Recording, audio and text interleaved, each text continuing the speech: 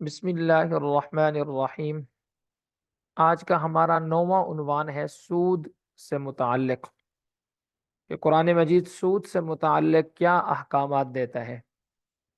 سب سے پہلے ہم آیت دیکھ لیتے ہیں۔ سورہ بقرہ کی آیت ہے، قالوا انما البیع مثل الربا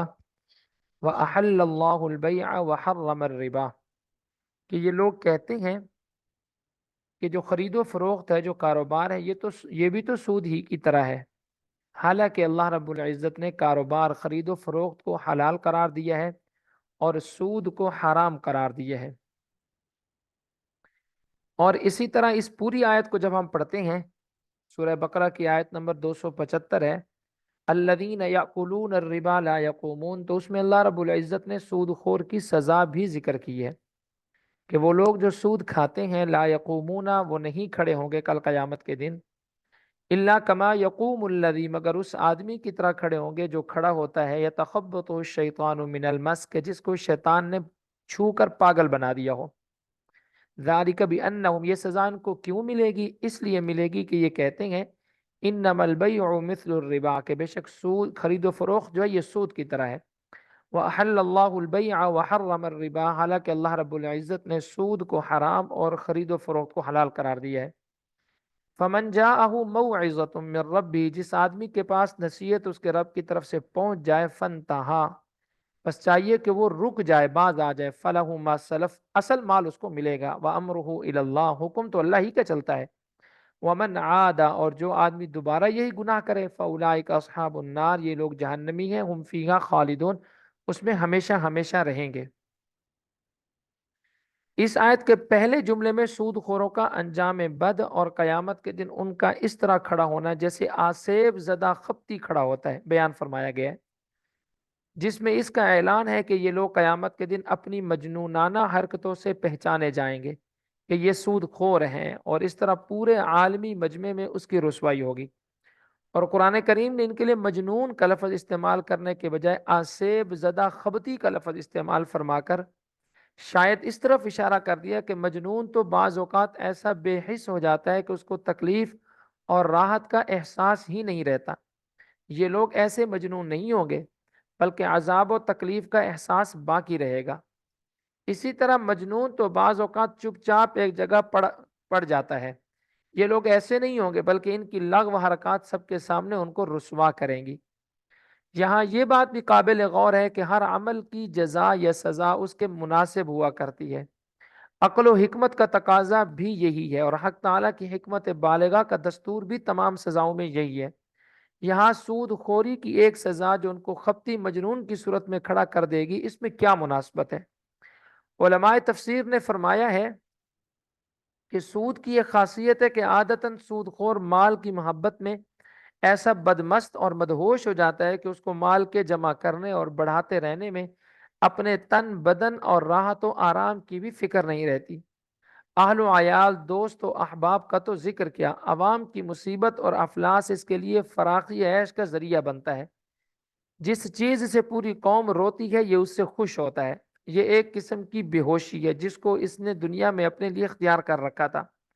اللہ تعالیٰ نے حشر میں اس کو اس کی اصلی صورت میں ظاہر کر کے کھڑا کر دیا۔ آیت مذکورہ کے دوسرے جملے میں سود خوروں کی مذکورہ سزا کا سبب یہ بتلا دیا گیا کہ ان ناعاقبت اندیش لوگوں نے ایک تو یہ جرم کیا کہ سود جس کو اللہ تعالیٰ نے حرام قرار دیا تھا، یہ اس میں مبتلا ہو گئے، پھر اس جرم کو دوہرا جرم اس طرح بنا لیا کہ اپنی غلطی کا اعتراف کرنے کے بجائے اپنے فعل بد کو جائز اور سود کو حلال قرار دینے کے لیے لغو قسم کے ہیلے تراشے۔ مثلا یہ کہ بیوپار کاروبار جو ہے اور سود میں کیا فرق ہے؟ جیسے تجارت اور بیوپار میں ایک چیز دوسری چیز کے معاوضے میں نفع لے کر دی جاتی ہے، اسی طرح ربا میں اپنا روپیہ قرض دے کر اس کا نفع لیا جاتا ہے۔ اگر کچھ بھی عقل و انصاف سے کام لیتے تو ان دونوں معاملوں میں زمین و آسمان کا جو فرق ہے وہ ان کو نظر آتا، کیونکہ تجارت یعنی خرید و فروخت میں دونوں طرف مال ہوتا ہے، ایک مال کے بدلے میں دوسرا مال لیا جاتا ہے، اور قرض اور ادھار پر جو زیادتی بطور سود یا ربا کی لی جاتی ہے اس کے مقابلے میں مال نہیں بلکہ ایک میعاد ہوتی ہے، ایک وقت ہوتا ہے۔ کہ اتنی میعاد تک، اتنے وقت تک اپنے پاس رکھو گے تو اتنا روپیہ زائد دینا پڑے گا، اور میعاد کوئی مال نہیں جس کا معاوضہ اس زیادتی کو قرار دیا جائے۔ بہرحال ان لوگوں نے اپنے ایک جرم کو اس طرح کے بہانے نکال کر دو جرم بنا لیے، ایک قانون حق کی خلاف ورزی، دوسرے اس قانون ہی کو غلط بتلانا۔ اس جگہ تقاضا مقام یہ تھا کہ یہ لوگ یوں کہتے انما الربا مثل البیع، یعنی سود مثل بیع و شراء کے ہیں، مگر ان لوگوں نے ترتیب کو برعکس کر کے انما البیع مثل الربا کہا، جس میں ایک قسم کا استہزاء ہے کہ اگر سود کو حرام کہا جائے تو بیع کو بھی حرام کہنا پڑے گا۔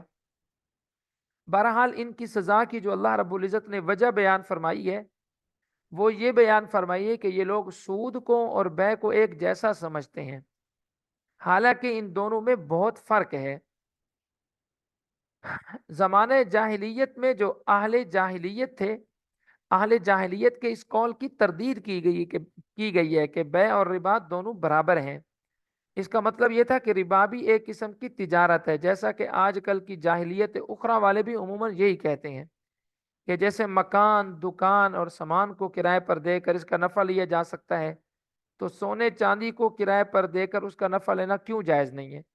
یہ بھی ایک قسم کا کرایہ یا تجارت ہے، اور یہ ایسا ہی پاکیزہ قیاس ہے جیسے کوئی زنا کو یہ کہہ کر جائز قرار دے دے کہ یہ بھی ایک قسم کی مزدوری ہے، آدمی اپنے ہاتھ پاؤں وغیرہ کی محنت کر کے مزدوری لیتا ہے اور وہ جائز ہے، تو ایک عورت اپنے جسم کی مزدوری لے لے تو یہ کیوں جرم ہے؟ اس بےہودہ قیاس کا جواب علم و حکمت سے دینا علم و حکمت کی توہین ہے۔ اس لیے قرآن کریم نے اس کا جواب حاکمانہ انداز میں بیان فرمایا کہ ان دونوں چیزوں کو ایک سمجھنا غلط ہے۔ اللہ تعالیٰ نے بیع کو حلال اور ربا کو حرام قرار دی ہے۔ فرق کی جو وجوہات ہیں قرآن کریم نے اس کو بیان نہیں فرمایا۔ اشارہ اس بات کی طرف ہے کہ بیع و تجارت کے اصل مقصد میں غور کرو تو روز روشن کی طرح بیع اور ربا کا فرق واضح ہو جائے گا۔ دیکھیے، انسان کی ضروریات کا دائرہ اتنا وسیع ہے کہ دنیا کا کوئی انسان کتنا ہی بڑا ہو اپنی تمام ضروریات خود پیدا یا جمع نہیں کر سکتا۔ اس لیے قدرت نے تبادلے کا قانون جاری فرمایا اور اسی کو انسانی فطرت کا جزو بنا دیا۔ مال اور محنت کے باہمی تبادلے پر ساری دنیا کا نظام قائم فرما دیا، مگر اس تبادلے میں ظلم و جور اور بے انصافی بھی ہو سکتی تھی، اور ایسے تبادلے بھی ہو سکتے تھے جو انسانی اخلاق و شرافت اور پورے انسانی معاشرے کے لیے تباہی کا باعث ہو سکتے ہیں، جیسے عورت کا اپنے جسم کی مزدوری کے نام پر زنا کا مرتکب ہونا۔ اس لیے حق تعالی نے اس کے لیے شرعی احکام نازل فرما کر ہر ایسے معاملے کو ممنوع قرار دے دیا جو کسی ایک فریق کے لیے مضر ہو یا جس کا ضرر پورے انسانی معاشرے پر پہنچتا ہو۔ کتب فقہ میں بیع فاسد اور اجارہ فاسدہ، شرکت فاسدہ کے ابواب میں سینکڑوں جزیات جن کو ممنوع قرار دیا گیا ہے وہ اسی اصول پر مبنی ہے کہ کسی صورت میں بائع اور مشتری میں سے کسی ایک شخص کا ناجائز نفع اور دوسرے کا نقصان ہے، اور کسی میں پوری ملت اور عوام کا نقصان ہے۔ شخصی نفع نقصان کو تو کچھ نہ کچھ ہر انسان دیکھتا اور سوچتا بھی ہے، مگر ضرر عامہ کی طرف کسی کی نظر نہیں جاتی۔ رب العالمین کا قانون سب سے پہلے عالم انسانیت کے نفع نقصان کو دیکھتا ہے،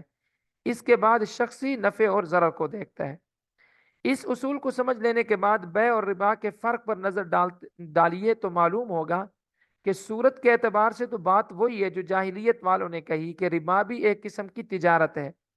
مگر نتائج پر غور کریں تو معلوم ہوگا کہ بیع اور تجارت میں بائع اور مشتری دونوں کا نفع اعتدال کے ساتھ پایا جاتا ہے۔ اس کا مدار باہمی تعاون و تناصر پر ہے جو انسانی اخلاق و کردار کو بلند کرتا ہے، بخلاف ربا اور سود کے اس کا مدار ہی غرض پرستی اور اپنے مفاد پر دوسرے کے مفاد کو قربان کرنے پر ہے۔ آپ نے کسی سے 1,00,000 روپے قرض لے کر تجارت کی، اگر اس میں عرف کے مطابق نفع ہوا تو سال بھر میں آپ کو تقریباً 50,000 نفع کے ملے۔ آپ اس عظیم نفع میں سے مال والے کو 2-3% شرح سود کے حساب سے چند سینکڑے دے کر ٹال دیں گے، باقی اتنا عظیم نفع خالص آپ کا ہوگا۔ اس صورت میں مال والا خسارے میں رہا، اور اگر تجارت میں خسارہ آیا اور فرض کیجئے کہ رأس المال بھی ختم ہو گیا، رأس المال یعنی اصل مال بھی ختم ہو گیا، تو آپ پر 1,00,000 قرض کی ادائیگی ہی کچھ کم مصیبت نہیں ہے۔ اب مال والا آپ کی مصیبت کو دیکھے بغیر آپ سے 1,00,000 سے زائد سود بھی وصول کرے گا، اس میں آپ خسارے میں رہے۔ خلاصہ یہ کہ دونوں جانب سے صرف اپنے شخصی نفع کے سامنے دوسرے کے نقصان کی کوئی پرواہ نہ کرنے کا نام ربا اور سودی کاروبار ہے، جو اصول تعاون اور تجارت کے خلاف ہے۔ خلاصہ یہ نکلا کہ نفع کی منصفانہ تقسیم کا نام بیع و تجارت باہمی ہمدردی، تعاون، تناصر پر مبنی ہے، اور ربا خود غرضی، بے رحمی، ہوس پرستی پر پھر دونوں کو برابر کیسے کہا جا سکتا ہے؟ تو سود اور ربا میں یہ بنیادی فرق ہے۔ سود کی تعریف بھی دیکھ لیں۔ سود کی جو تعریف ہے، الربا زیادت علی رأس المال لیکن خص فی الشرع بزیادت علی وجہ دون وجہ، علی وجہ دون وجہ۔ اصل مال پر زیادتی کو ربا کہتے ہیں، لیکن شریعت میں ہر زیادتی کو ربا نہیں کہتے، بلکہ وہ زیادتی جو مشروط ہو سود ہے۔ شرط کے بغیر اگر مقروض دائن کو، جس کا قرض اس نے دینا ہے، دائن قرض لینے والا، قرض خواہ دائن کو خوشی سے کچھ زائد مال دے تو یہ جائز ہے، یہ سود نہیں ہے۔ مثلا میں نے آپ کو 10,000 روپے دیے، آپ نے جب مجھے واپس کیے تو 11 کر دیے، حالانکہ میں نے شرط نہیں لگائی تھی کہ آپ 10 لے رہے ہیں تو مجھے 11 واپس کریں گے، آپ نے اپنی مرضی سے ایسا کیے دیے تو جائز ہے، بلکہ یہ پسندیدہ ہے۔ لیکن اگر میں آپ کو کہہ دیتا کہ آپ میرے سے 10,000 روپے لے رہے ہیں، مہینے بعد مجھے واپس کریں گے، تو آپ واپس مجھے 11,000 روپے کریں گے، تو اس صورت میں پھر یہ کیا بن جاتا ہے؟ سود بن جاتا ہے۔ اب ہم نے سود کا مسئلہ شروع کیا تو سود اور ربا میں، سود میں اور اسی طرح تجارت کے اندر جو فرق ہے اس کو بھی بیان کر دیا گیا کہ سود کس کو کہتے ہیں اور تجارت کس کو کہتے ہیں۔ تجارت کا مقصد تو ہوتا ہے باہمی ایک دوسرے کے ساتھ تعاون اور نفع کمانا، جبکہ سود کا مقصد صرف نفع کمانا ہوتا ہے، باہمی تعاون نہیں ہوتا، باہمی تعاون کی یہاں کوئی بات نہیں کی جاتی۔ اب ہم چلتے ہیں اپنے دوسرے عنوان کی طرف۔ دوسرا ہمارا عنوان ہے مشروط اضافہ۔ مشروط اضافہ یعنی ایسا اضافہ جس کی شرط لگا دی گئی ہو کہ آپ میرے سے اتنے پیسے لے رہے ہیں، اگر مجھے مہینے کے بعد آپ واپس کریں گے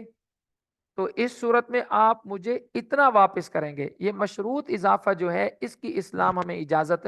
نہیں دیتا، اس سے اسلام ہمیں روک دیتا ہے۔ ہاں، مشروط اضافے کے بغیر اگر کوئی آدمی آپ کو اضافے کے ساتھ آپ کا قرض واپس کر دیتا ہے تو اس کی شریعت نے نہ صرف اجازت دی ہے بلکہ اس کو شریعت نے پروموٹ بھی کی ہے اور اس کو پسند بھی کیا ہے کہ ایسا کرنا چاہیے۔ مثال کے طور پر آپ ایک آدمی سے قرض لیتے ہیں، جیسے میں پیچھے مثال بیان کر چکا ہوں، 1,00,000 روپے آپ قرض لیتے ہیں، 2 مہینے بعد آپ نے قرض واپس کرنا ہے۔ آپ ایک تو وقت پر قرض واپس کرتے ہیں، اس نے کوئی آپ کے ساتھ شرط نہیں لگائی تھی کہ 2,00,000 پر آپ مجھے 10,000 روپے اضافی بھی دیں گے، آپ نے اپنی مرضی سے کہ یار اس نے میرے ساتھ احسان کیا تو میں بھی چلو اس کے ساتھ احسان کروں، تو آپ نے 2,10,000 روپے واپس کر دیا، تو آپ کو شریعت اس کی اجازت بھی دیتی ہے اور شریعت اس کو پسند بھی کرتی ہے۔ اب جو ہم نے سود کی تعریف پڑھی ہے، سود کی جو ہم نے تعریف پڑھی ہے،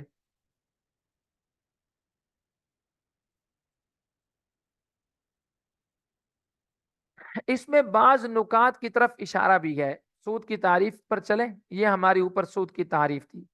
الربا الزیادت علی رأس المال، سود لغت میں تو کہتے ہیں مطلقاً اضافے کو جو اصل مال پر اضافہ ہو۔ مثال کے طور پر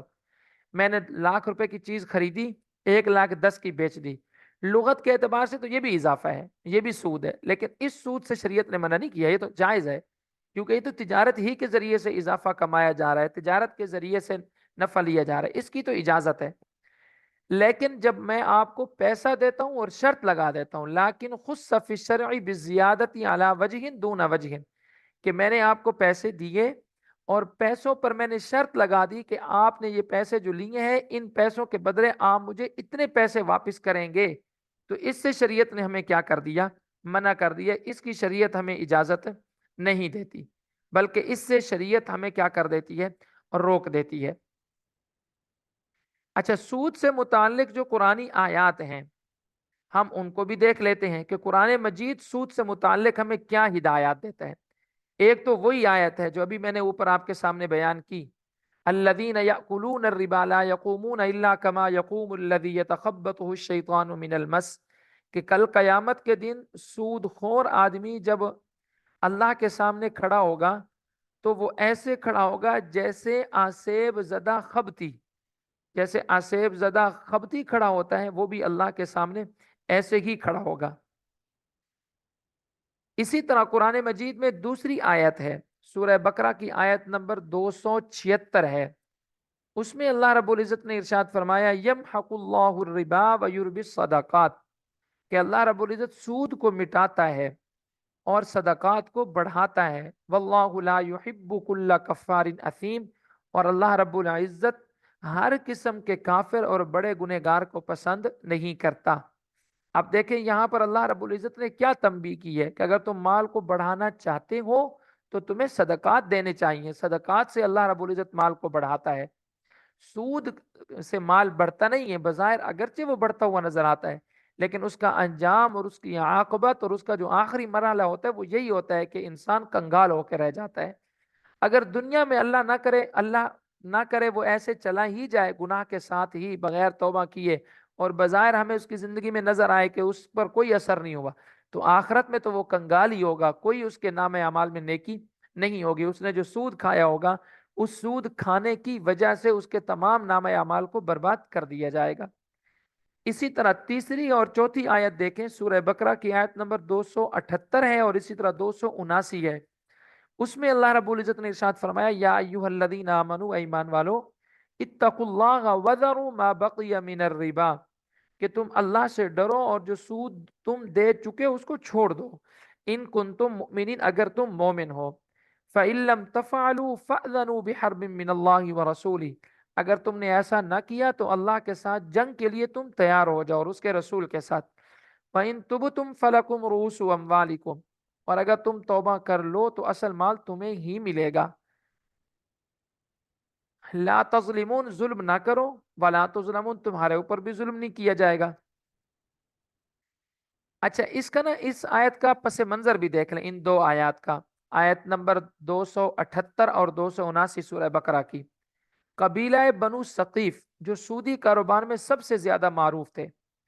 اور جنہوں نے بحالت کفر کہا تھا انما البیع مثل الربا، جب سن 9 ہجری میں یہ مسلمان ہو گئے اور ایک دوسرا قبیلہ بنو مغیرہ ان کا حریف وہ بھی مسلمان ہو چکا تھا، اسلام قبول کرنے کے بعد سودی کاروبار تو سبھی نے چھوڑ دیا تھا، لیکن پچھلے معاملات میں بنو ثقیف کے سود کی رقم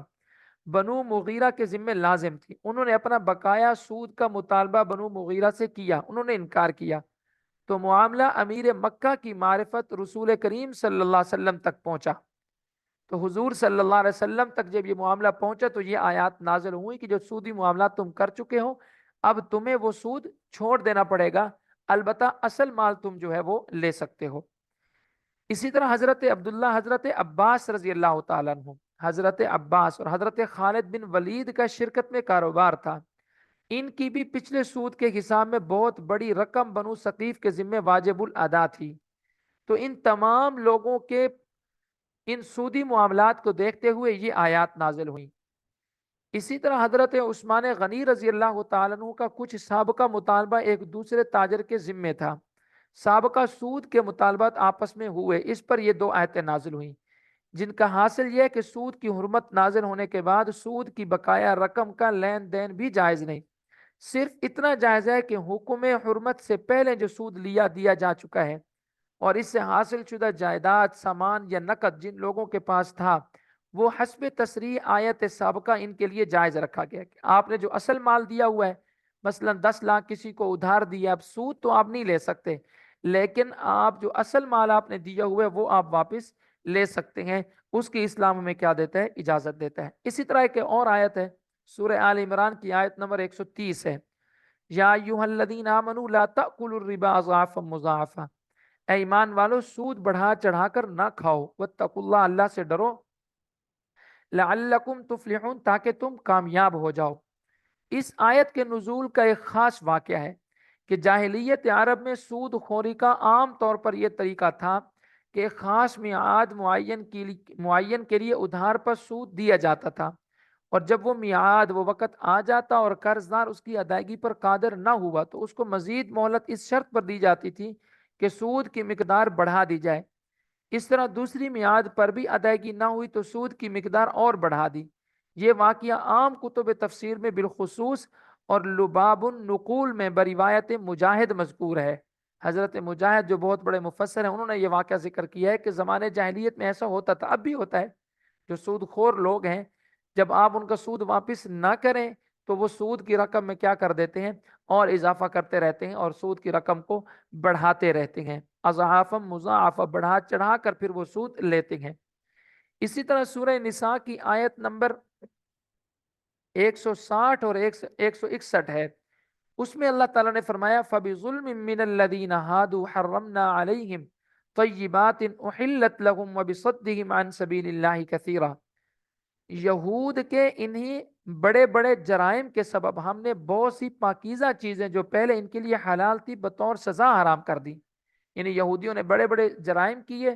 ان جرائم کی وجہ سے فَبِظُلْمٍ مِّنَ الَّذِينَ هَادُوا، یہودیوں کے ظلم کی وجہ سے حرمنا علیہم طیبات، ہم نے ان پر پاکیزہ چیزیں حرام کر دی،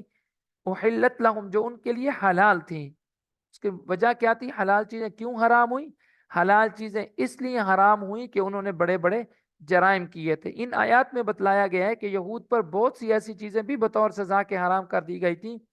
جو در حقیقت حرام نہیں تھی، کیونکہ حقیقی اور ذاتی طور پر تو ہر شریعت میں صرف وہ چیزیں حرام کی گئی ہیں جو خبیث ہیں،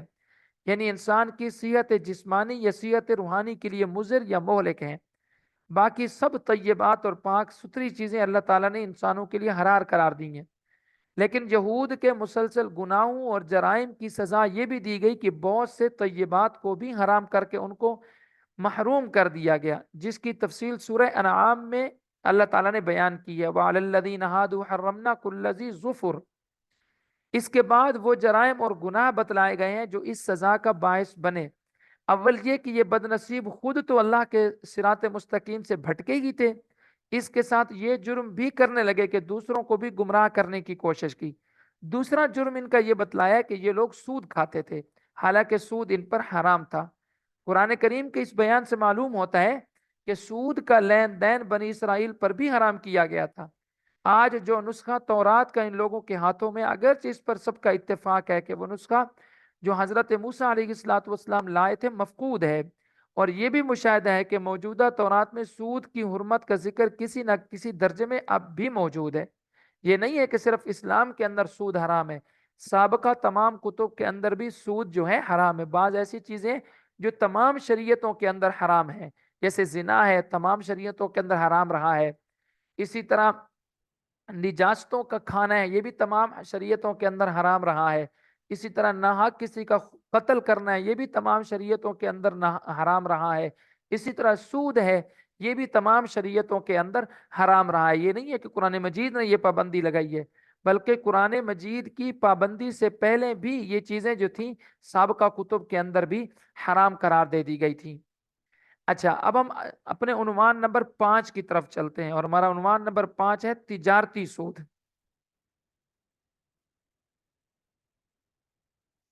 سود کی بہت ساری اقسام ہیں، اور ایک جو قسم ہے وہ ہے قرض کا سود، اور دوسرا ہے تجارتی سود۔ اسلام چاہے وہ قرضے کا سود ہو یا تجارتی سود ہو، دونوں کو منع کرتا ہے، اسلام کسی کی بھی اجازت نہیں دیتا۔ قرض کا سود تو یہ ہے کہ آپ نے کسی سے قرض لیا اور اس نے کہا کہ آپ مجھے 1 مہینے کے بعد واپس کریں گے اور اتنے اضافے کے ساتھ واپس کریں گے۔ دوسرا یہ ہے تجارتی سود، یہ ہوتا ہے کہ آپ نے کسی کو کہا کہ میں یہ کام شروع کرنا چاہتا ہوں، میرے پاس پیسے نہیں ہیں،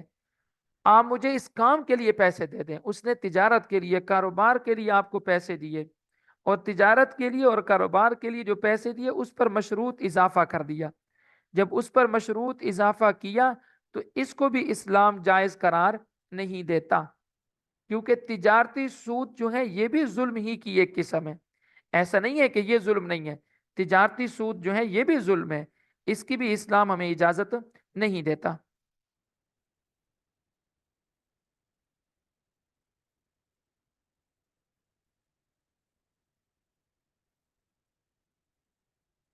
اچھا، یہاں یہ بات بھی یاد رکھیں کہ جاہلیت کے زمانے میں بنو عمر بن عامر بنو مغیرہ سے سود لیتے تھے، اور وہ بنو مغیرہ انہیں سود دیتے تھے۔ چنانچہ جب اسلام آیا تو ان پر ایک بھاری مال واجب تھا، جیسا کہ میں پیچھے بھی گزارش کر چکا ہوں۔ کہ تجارتی سود ان کا آپس میں چلتا رہتا تھا، کاروبار میں لین دین کرتے تو اس میں وہ سود مقرر کر دیتے تھے، تو اس سے بھی آپ صلی اللہ علیہ وسلم نے بھی منع فرمایا، اور قرآن کریم نے بھی کیا کر دیا، منع کر دیا، جیسا کہ میں نے آیت آپ کے سامنے ذکر کی، یا ایھا الذین آمنوا لا تأکلوا الربا اضعافا مضاعفا، کہ ایک دوسرے کے ساتھ بڑھا چڑھا کے تم سودی کاروبار نہ کرو، سودی لین دین نہ کرو۔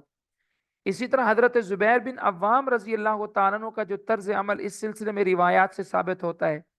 کہ وہ بڑی حد تک اس طریقے سے مشابہ ہے جو آج بینکنگ کے نظام میں رائج ہے۔ حضرت زبیر اپنی امانت و دیانت کے اعتبار سے مشہور تھے، اس لیے بڑے بڑے لوگ ان کے پاس اپنی امانتیں جمع کرایا کرتے تھے،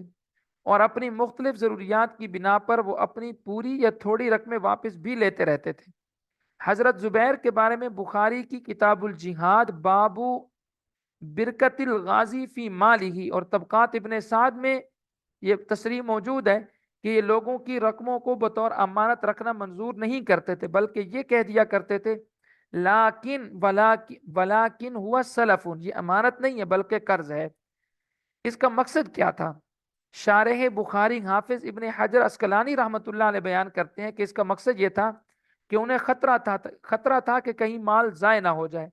اور یہ سمجھا جائے کہ انہوں نے اس کی حفاظت میں کوتاہی کی ہوگی، اس لیے انہوں نے یہ مناسب سمجھا کہ اسے قرض بنا کر بہر صورت واجب الادا قرار دے لیں تاکہ مال والے کو بھروسہ زیادہ رہے اور ان کی ساکھ بھی قائم رہے۔ ابن بطال رحمۃ اللہ علیہ نے بیان فرمایا کہ وہ ایسا اس لیے بھی کرتے تھے تاکہ اس مال سے تجارت کرنا اور فائدہ کمانا ان کے لیے جائز ہو جائے۔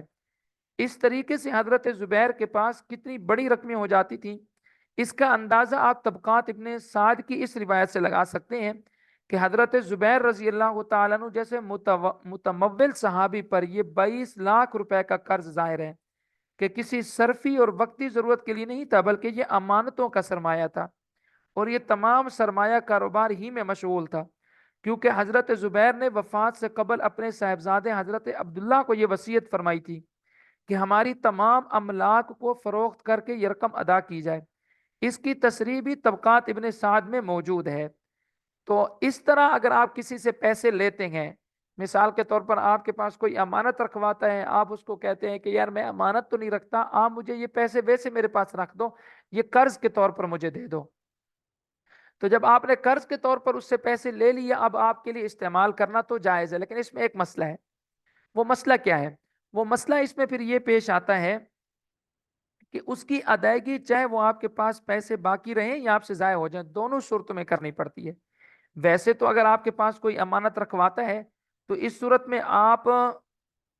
سے اگر وہ چیز ضائع ہو جاتی ہے، آپ نے ضائع کی نہیں ہے لیکن ہو جاتی ہے آپ سے ضائع، چوری ہو گئے، آگ لگ گئی، گھر میں چوری ہو گئی، ڈاکہ پڑ گیا، تو اس کی واپسی آپ نہیں کریں گے۔ شرعی طور پر آپ کو اجازت ہے کہ آپ اس کی واپسی نہ کریں،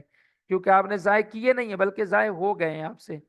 لیکن دوسری صورت یہ ہے کہ آپ اگلے بندے سے کہتے ہیں کہ میں آپ کے پیسے بطور قرض کے اپنے پاس رکھوں گا۔ بطور قرض کے جب آپ پیسے لے لیتے ہیں، آپ اس سے نفع تو اٹھا سکتے، امانت کی صورت میں آپ نفع نہیں اٹھا سکتے، لیکن اس صورت میں پھر واپسی ضروری ہوتی ہے، چاہے آپ سے وہ پیسہ ہلاک ہو جائے یا آپ کے پاس وہ پیسہ باقی رہے۔ اب ہم مختصر طور پر جدید بینکنگ کو بھی ذکر کر دیتے ہیں۔ نئی مغربی تہذیب نے یوں تو بہت سی مہلک چیزوں پر چند سطحی فوائد کا ملمہ چڑھا کر پیش کیا ہے،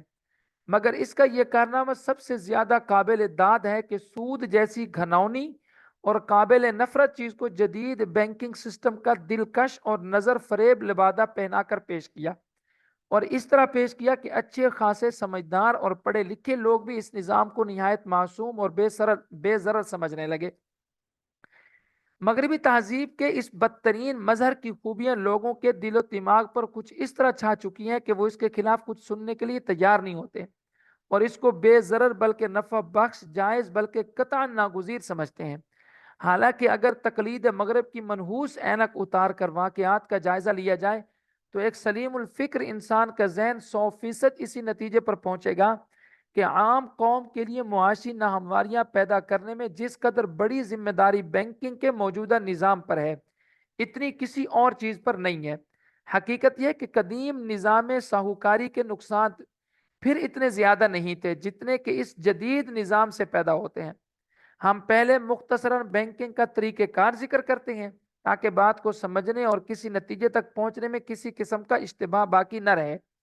ہوتا یہ ہے کہ چند سرمایہ دار مل کر ایک ادارہ ساہوکاری قائم کر لیتے ہیں جس کا دوسرا نام بینک ہے۔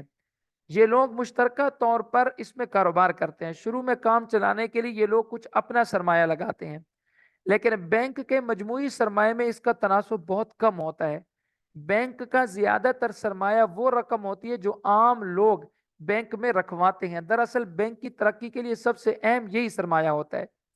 جس بینک میں جتنا زیادہ سرمایہ امانت داروں کا ہوتا ہے اتنا ہی وہ طاقتور سمجھا جاتا ہے۔ لیکن اگرچہ امانت داروں کا سرمایہ بینک کی اصل روح رواں ہوتی ہے، مگر ان لوگوں کو بینک کی پالیسی میں کوئی دخل نہیں ہوتا۔ روپے کو کس طرح استعمال کیا جائے،